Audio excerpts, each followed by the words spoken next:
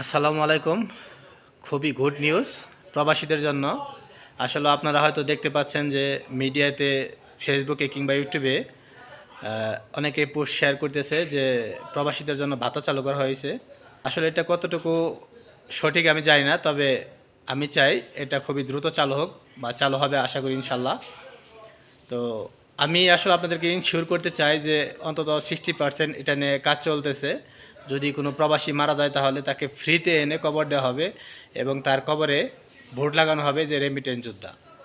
আর যারা প্রবাসে আছে তাদের বাচ্চাদেরকে ভাতা দেওয়া হবে।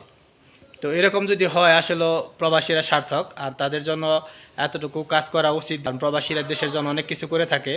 আপনি জানেন, দেশের মানুষ যদি কখনো বিপদে পড়ে তখন যদি হাত বাড়ায়, প্রবাসীরা আগে সাহায্য করে, দেশে থেকে কিন্তু কেউ সাহায্য করে না।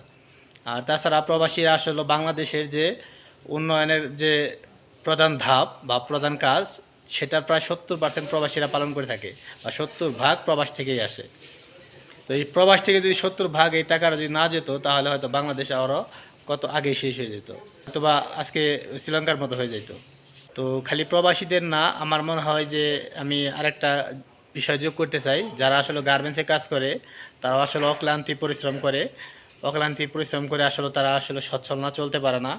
আমার মনে হয় এদিকে সরকারের একটু খেয়াল করা উচিত। কারণ 100 ভাগের মধ্যে 70 ভাগ যদি প্রবাসীরা চালিয়ে থাকে দেশটাকে, 30% কিন্তু গার্মেন্টসের কারণে চলে।